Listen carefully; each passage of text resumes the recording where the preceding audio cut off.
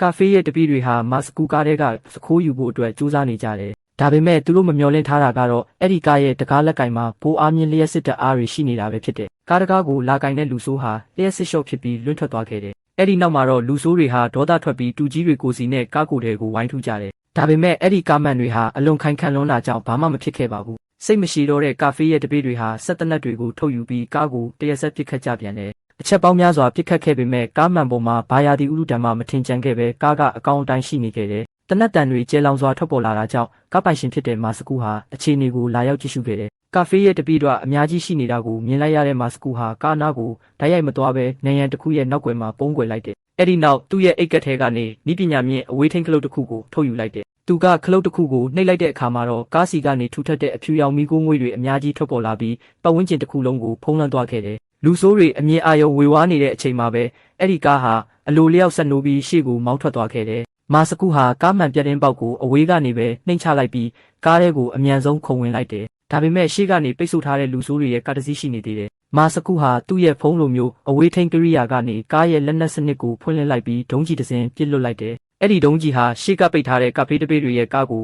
ဓာတ်ရိုက်ထိမှန်ပြီးပောက်ကွဲကလွင့်စင်သွားစေခဲ့တယ်။ဒါပေမဲ့နောက်ထပ်လူကာဖေးတပည့်ကားတစ်စီးကတော့သူတို့နောက်ကိုမစုံမနစ်လိုက်လံနှောက်ယှက်နေလုံးပဲဖြစ်တယ်။မာစကူဟာကားရဲ့နောက်ဖုံးကိုဖွင့်လိုက်ပြီးလမ်းမပေါ်ကိုတန်ကြုံအမြောက်များကျဲချလိုက်တယ်။နောက်ကလိုက်လာတဲ့ကာဖေးတပည့်တွေရဲ့ကားဟာတန်ကြုံတွေကိုနင်းမိပြီးဘီးပေါက်ကထိန်းချုပ်မှုလွတ်သွားခဲ့တယ်။မာစကူဟာစိတ်အေးသွားဖို့အချိန်မရသေးခင်မှာပဲနောက်ထပ်ကာဖေးတပည့်တစ်ယောက်ဟာဒုံးပစ်လောင်ချာနဲ့ကားကိုချိန်ရွယ်နေတာကိုမြင်လိုက်ရတယ်။ကာဖေးတပည့်ပစ်ခတ်လိုက်တဲ့ဒုံးကြီးဟာကားမှန်ကိုဖျက်ဆီးသွားပြီးသူတို့အဖွဲ့ဝင်အချင်းချင်းရဲ့ကားကိုပဲမှားယွင်းထိမှန်သွားခဲ့တယ်။မာစကူဟာကားကိုအရှိန်မြင့်ပြီးထွက်ပြေးဖို့ပြင်ဆင်နေချိန်မှာနောက်ထပ်ကာဖေးတပည့်တစ်ယောက်ကတန်မဏိကျိုးတစ်ချောင်းနဲ့လမ်းကိုပိတ်ဆို့လိုက်ပြန်တယ်။ဒါပေမဲ့မာစကူတော့ဘာမှမစိုးရိမ်ပဲကားရှိကတစိမ့်ကိုအထက်ကိုမြင့်တင်လိုက်တယ်။အဲ့ဒီတစိမ့်အောက်ကနေလျှက်စစ်လွှတ်တစ်ချောင်းထွက်ပေါ်လာပြီးရှေ့ကပိတ်ထားတဲ့တန်မဏိကျိုးကိုဖျက်တောက်လိုက်တာကြောင့်ကားဟာဘာထိခိုက်မှမရှိပဲဖျက်ဆီးသွားနိုင်ခဲ့တယ်။အဲ့ဒီနောက်မှာတော့မာစကူဟာကားထဲကနေလှုပ်ဝက်တစ်တာတစ်လုံးကိုယူဆောင်ပြီးကားတကားကိုဖွင့်ကအပြင်ကိုခုန်ချလိုက်တယ်။သူဟာကွန်ကရစ်တိုင်တစ်ခုရဲ့နောက်ွယ်မှာပုံးကွယ်နေရင်းနဲ့ကားကိုအဝေးထိန်းစနစ်နဲ့ဆက်လက်မောင်းနှင်ခိုင်းနေခဲ့တယ်။ကားဟာအပေါ်ဆုံးထပ်ကိုမောင်းနှင်သွားပြီးနောက်ကနေကာဖေးတပည့်တွေကလည်းထက်ချက်မကွာလိုက်လံနေကြတော့မှဖြစ်တယ်။မာစကူဟာအဝေးထိန်းကိရိယာကိုကြည့်ပြီးကားကိုအရှိန်ပြည့်နဲ့ကွေးလိုက်ကနိုင်ရန်ကိုဓာတ်ရိုက်တိုက်ခတ်စေခဲ့တယ်။ကားဟာနိုင်ရန်ကိုအရှိန်အဟုန်နဲ့တိုက်ဖြတ်ပြီးအပေါ်ထပ်ကနေ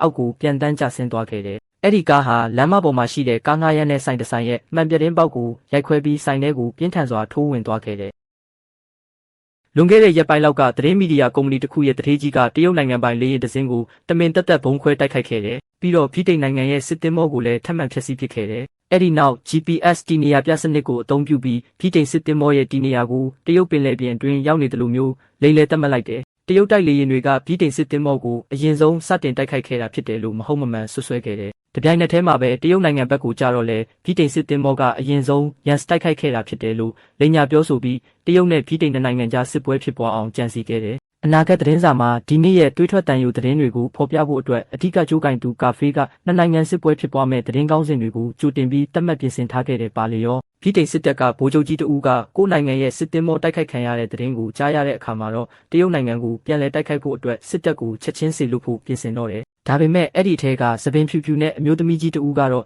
စစ်မဖြစ်အောင်အပြင်းထန်တားဆီးရှာတယ်။ဘာဖြစ်လို့လဲဆိုတော့သူမကအမြဲတမ်းငြင်းချမ်းရေးကိုမျက်နှိုးတဲ့တရုတ်နိုင်ငံအနေနဲ့တခြားနိုင်ငံကိုအရင်ဆုံးစတင်တိုက်ခိုက်မှာမဟုတ်ဘူးလို့ယုံကြည်နေလို့ပဲဒီကိစ္စမှာတခုခုမယိုသားတာရှိရမယ်လို့တွေးမိပြီးစုံစမ်းစစ်ဆေးဖို့အတွက်မာစကူကိုစေလွှတ်လိုက်တယ်။မာစကူကရရှိထားတဲ့တဲလွန်စတွေအတိုင်းသတင်းဌာနတထေးကြီးကာဖေးစီကိုလိုက်လံရှာဖွေသွားခဲ့တယ်။ပြီးတော့တရုတ်နဲ့ဗြိတိန်ကြားပဋိပက္ခဖြစ်ပွားမဲ့အရေးကိုကာဖေးဘယ်လိုမျိုးကြိုတင်သိရှိနေတယ်လဲဆိုတာကိုစကားနာပတ်ပြီးစမ်းသပ်မေးမြန်းခဲ့တယ်။ဒါပေမဲ့မကြခင်မှာပဲကာဖေးကမာစကူရဲ့ရန်လိုတဲ့အရေးအယောင်ကိုရိပ်မိသွားခဲ့တယ်ပါတော့တယ်။ဒါကြောင့်ကာဖေးကမာစကူရဲ့တကယ့်ရည်ရွယ်ချက်ကိုစုံစမ်းဖို့အတွက်သူ့ရဲ့လှပတဲ့ဇနီးတဲ့ကိုမာစကူအနားကိုတမင်တက်စေလွတ်ပြီးချင်းကပ်ခိုင်းခဲ့တယ်။ဒါပေမဲ့တိုက်ဆိုင်ပဲကာဖေးရဲ့ဇနီးတဲ့ကမာစကူရဲ့ရည်စားဟောင်းဖြစ်နေခဲ့တယ်။သူတို့နှစ်ဦးကပြန်လည်ဆုံတွေ့ရတဲ့အခါမှာတော့အတိတ်ကတန်ရောစင်တွေပြန်လည်နိုးထလာပြီးချစ်တင်းနှီးနှုတ်ခဲ့ကြတယ်။အဲ့ဒီနောက်မှာတော့ကာဖေးရဲ့ဇနီးတဲ့ကမာစကူကိုဒုက္ခမပေးခဲ့တဲ့အပြင်ကာဖေးရဲ့လှုပ်ဝက်ချက်တွေကိုပါမာစကူကိုအကုန်ဖွင့်ပြောလိုက်တယ်။တီနီယာကိုလိမ့်လေပြင်ဆင်နိုင်တဲ့ GPS တီနီယာပြစနစ်ကကာဖေးကုမ္ပဏီရဲ့မြေအောက်စာကြည့်တိုက်ထဲမှာဝတ်ထားတယ်လို့ပြောပြခဲ့တယ်။နောက်ရက်မှာတော့မာစကူကကာဖေးရဲ့ကုမ္ပဏီတဲကိုတိတ်တဆိတ်ခိုးဝင်သွားခဲ့တယ်။ပြီးတော့မိမိရဲ့လက်ကင်ဖုန်းထဲကနေတောတုတစ်ခုကိုထုတ်ယူပြီးကာဖေးရဲ့မြေအောက်လှုပ်ဝက်အခန်းကိုဖွင့်လှစ်လိုက်တယ်။ကပ်ပြားဖြတ်ပြီးဖွင့်ရမယ့်တကားကိုတော့လက်ကင်ဖုန်းကနေ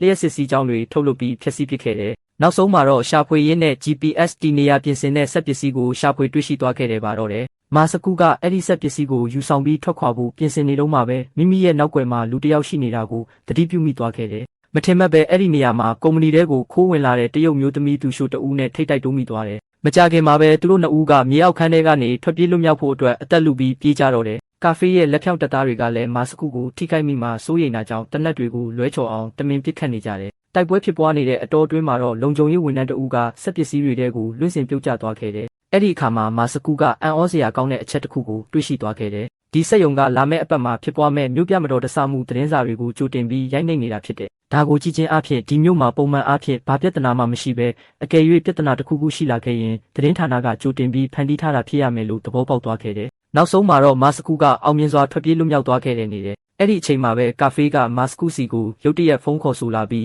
GPS စက်ပစ္စည်းကိုချက်ချင်းပြန်မပေးရင်နောက်ရစေရမယ်လို့ချိန်ချောက်ခဲ့တယ်။ဒါအပြင်မာစကူကမိမိကိုဖောက်ပြန်ခဲ့တဲ့ကိစ္စကိုလည်းသိရှိသွားတာကြောင့်သတ်မှတ်ထားတဲ့ဟိုတယ်ကိုတွားရောက်ကြည့်ရှုဖို့ပြောဆိုခဲ့တယ်။မာစကူကသတ်မှတ်ထားတဲ့နေရာကိုချက်ချင်းရောက်ရှိသွားတဲ့အခါမှာတော့မိမိရဲ့ရည်စားဟောင်းကကာဖေးရဲ့တက်ဖြတ်ခြင်းကိုခံလိုက်ရပြီဆိုတာတွေ့ရှိသွားခဲ့တယ်။ရုပ်အလောင်းကတော့မအေးဆက်သေးခင်မှာပဲကာဖေးရဲ့သတင်းဌာနကနေသူမတည်ဆုံသွားတဲ့သတင်းကိုကြိုတင်ပြီးထုတ်လွှင့်ပြသနေခဲ့တယ်။အဲ့ဒီနောက်မှာတော့လူမိုက်တစ်ယောက်ကတနက်ကိုကင်ဆောင်ပြီးမာစကူကိုချိန်ရွယ်ကပေါ်လာခဲ့တယ်။လူနှစ်ယောက်ကစောင့်ဆိုင်နေတဲ့အတော်အတွင်းမှာတော့ကာဖေးရဲ့လက်ပါစီတွေကဟိုတယ်အောက်ကကပ္ပကင်မှာရှိတဲ့မာစကူရဲ့ကားကိုဖျက်ဆီးဖို့ပြင်ဆင်နေကြတယ်။သူတို့ကမာစကူရဲ့ကားပေါ်မှာရှိတဲ့ GPS စက်ပစ္စည်းကိုလူယူချင်နေကြတာဖြစ်တယ်။ရန်သူတွေကမာစကူရဲ့ကားကိုဘလို့ပဲထူးထူးဖွင့်လို့မရပဲဖြစ်နေတာကြောင့်အဆောင်တွေကမာစကူကိုတနက်နဲ့ထောက်ပြီးကားတော့တောင်းကြပါတော့တယ်။မာစကူကကားတော့အစားသူ့ရဲ့ဖုန်းကိုထုတ်ပေးလိုက်ပြီးအဆောင်ကဖုန်းကိုနှိပ်လိုက်တဲ့အချိန်မှာပဲပိုအားတသိန်းကျော်ရှိတဲ့လျှက်စစ်တက်စီးကြောင်းတွေထွက်လာပြီးအဆောင်ကိုလဲကျသွားစေပါတယ်။မာစကူကချက်ချင်းပဲတနက်ကိုလူယူပြီးအဆောင်ကိုပြစ်တက်လိုက်ကကားကိုတောင်ဘက်ကိုပြန်သွားပြီးထွက်ခွာဖို့ပြင်ဆင်ပါတော့တယ်။ကားကိုတောင်ကိုရောက်တဲ့အချိန်မှာလူတစုကသူ့ရဲ့ကားကိုပတ်လဲဝိုင်းပြီးဖျက်ဆီးဖို့ကြိုးစားနေတာကိုတွေ့လိုက်ရပါတယ်။မာစကူက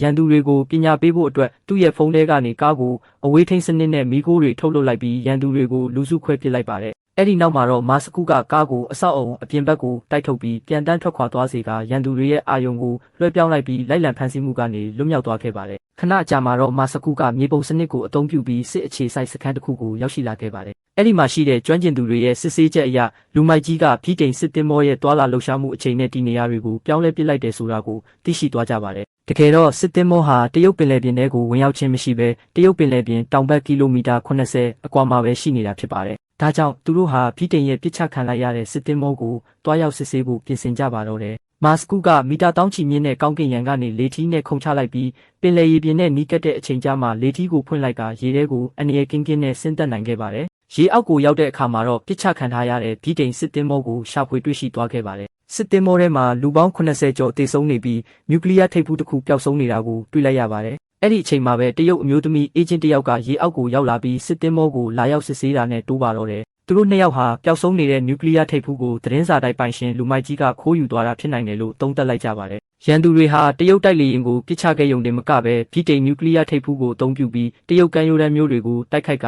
ကပဋိပက္ခတွေဖြစ်အောင်ဖန်တီးဖို့ကြိုးစားနေတာဖြစ်ပါတယ်။သူတို့နှစ်ယောက်ရေမျက်နှာပြင်ပေါ်ကိုပြန်တက်လာတဲ့အချိန်မှာတော့အမျိုးသမီးအေဂျင့်ကိုကြိုဆိုရမယ့်လေဟာလူမိုက်ကြီးရဲ့တပည့်တွေရဲ့တိမ့်ပိုက်ခြင်းကိုခံထားရပါလေရော။ဒါကြောင့်သူတို့နှစ်ယောက်ဟာလက်နက်ချအဖမ်းခံလိုက်ရပြီးလူမိုက်ကြီးရဲ့ရှေ့ကိုရောက်ရှိသွားကြပါတယ်။လူမိုက်ကြီးကသူတို့နှစ်ယောက်ကိုသူ့ရဲ့အစီအစဉ်တွေကိုဂုဏ်ယူဝန်းကြွားစွာနဲ့လိုက်လံပြသနေပါတယ်။သူဟာတရုတ်နဲ့ဗြိတိန်စစ်ပွဲဖြစ်ပွားမဲ့သတင်းတွေကိုကြိုတင်ရေးသားထားပြီးဗိုလ်ချုပ်ကြီးတယောက်နဲ့ပူးပေါင်းကအာဏာလုဖို့ပြင်ဆင်နေတာဖြစ်ပါတယ်။အဲ့ဒီလိုလှုပ်ခြင်းအဖြစ်လူမိုက်ကြီးဟာတရုတ်နိုင်ငံရဲ့မီဒီယာလုပ်ပိုင်ခွင့်တွေကိုတဦးတည်းရရှိမှာဖြစ်ပြီးကမ္ဘာမီဒီယာအင်ပါယာကြီးကိုတည်ဆောက်နိုင်မှာဖြစ်ပါတယ်။လူမိုက်ကြီးကလှည့်ထွက်သွားဖို့ပြင်ဆင်တဲ့အချိန်မှာပဲမာစကူနဲ့တရုတ်မလေးတို့ဟာရန်သူတွေကိုရုတ်တရက်တိုက်ခိုက်ပါတော့တယ်။စစ်တနက်တွေကိုလူယူပြီးရန်သူတွေကိုပြန်လည်ပစ်ခတ်ကအဆောက်အုံရဲ့ပြတင်းပေါက်ကနေအပြင်ဘက်ကိုခုန်ချလိုက်ကြပါတယ်။အဆောက်အုံအပြင်ဘက်ကလူမိုက်ကြီးရဲ့ကုမ္ပဏီကြော်ညာဆိုင်းဘုတ်ကြီးကိုကင်ဆွဲပြီးအောက်ကိုရှော့ချလိုက်ကပြတင်းပေါက်တစ်ခုကိုရိုက်ခွဲပြီးအတွင်းထဲကိုပြန်လည်ဝင်ရောက်သွားခဲ့ပါတယ်။ကာဖေးကရဟတ်ရင်ကိုအသုံးပြုပြီးမာစကူနဲ့ကောင်မလေးကိုအမိဖမ်းဖို့နဲ့အစဖျောက်ဖို့အတွက်အစွမ်းကုန်ကြိုးစားလာခဲ့ပါတယ်။ဒါပေမဲ့သူတို့နှစ်ယောက်ကတော့အံ့ဩစရာကောင်းလောက်အောင်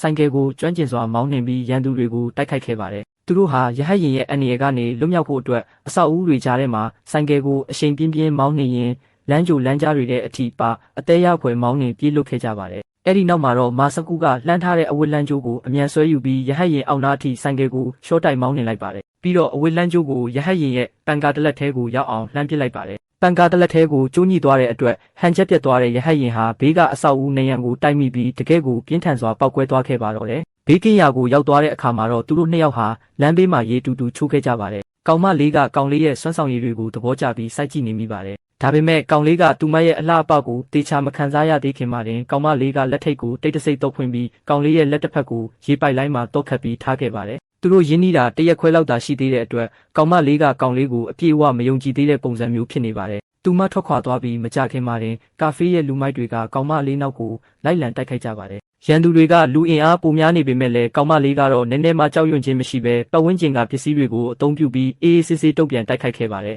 မကြခင်မှာပဲမာစကူရောက်လာပြီးတနက်ကင်ထားတဲ့လူမိုက်ကိုလက်သီးနဲ့ထိုးတက်လိုက်ပါတယ်စစ်ပွဲတွေကိုတားဆီးဖို့အတွက်လာတာဖြစ်ကြောင်းမာစကူကရှင်းပြတဲ့အခါမှတင်ကောင်မလေးကသူနဲ့ပူးပေါင်းဖို့သဘောတူလိုက်ပါတယ်သူတို့နှစ်ယောက်ဟာကာဖေးရဲ့ရေငုပ်သင်္ဘောကိုလိုက်လံရှာဖွေပြီးဗြိတိန်နျူကလ িয়ার ဘုံနဲ့တရုတ်မျိုးပြတွေကိုတိုက်ခိုက်မဲ့အစီအစဉ်ကိုတားဆီးဖို့ကြိုးစားကြပါတယ်သူတို့ဟာမြေပုံကိုကြည့်ပြီးကာဖေးသွားနိုင်မဲ့နေရာကိုတွက်ချက်ကအမြန်ရည်ရင်နဲ့လိုက်လံရှာဖွေခဲ့ကြပါတယ်နောက်ဆုံးမှာတော့တရုတ်ပင်လယ်ပြင်ထဲမှာကာဖေးရဲ့ရေငုပ်သင်္ဘောကိုတွေ့ရှိသွားပြီးတိတ်တဆိတ်အထဲကိုခိုးဝင်ကရန်သူတွေနဲ့တိုက်ခိုက်ခဲ့ကြပါတယ်ဒါပေမဲ့ကာဖေးရဲ့အမိဖမ်းခြင်းကိုထပ်မံခံလိုက်ရပြန်ပါတယ်ကာဖေးကတရုတ်သင်္ဘောတွေရောဗြိတိန်သင်္ဘောတွေကိုပါတိုက်ခိုက်ဖို့ပြင်ဆင်နေပြီးသူ့ရဲ့ရေငုပ်သင်္ဘောကရေအောက်ထဲမှာပုံကွယ်နိုင်တဲ့အတွက်ဘယ်သူမှရှာမတွေ့နိုင်ဘူးလို့ကြုံဝါနေပါတယ်ကာဖေးစကားအရှိကြီးပြောနေတဲ့အချိန်မှာမာစကူကအခွင့်ကောင်းယူပြီးအရင်ကဝတ်ထားတဲ့လက်ပစ်ဘုံကိုဖောက်ခွဲလိုက်ပါတယ်ပြီးတော့ရှုပ်ထွေးနေတဲ့အခြေအနေကြားထဲမှာကာဖေးကိုဖမ်းဆီးပြီးစက်ပစ္စည်းတွေထဲထည့်ကအပြက်ရှင်းလိုက်ပါတယ်အဲ့ဒီနောက်မှာတော့အခိုးခံရတဲ့နျူကလ িয়ার ဘုံကိုလိုက်ရှာရပစ်လို့ဖို့10မိနစ်တာလိုပါတော့တယ်မာစကူကဘလို့ပိတ်ရမှန်းမသိပဲစိတ်ပူနေတဲ့အချိန်မှာ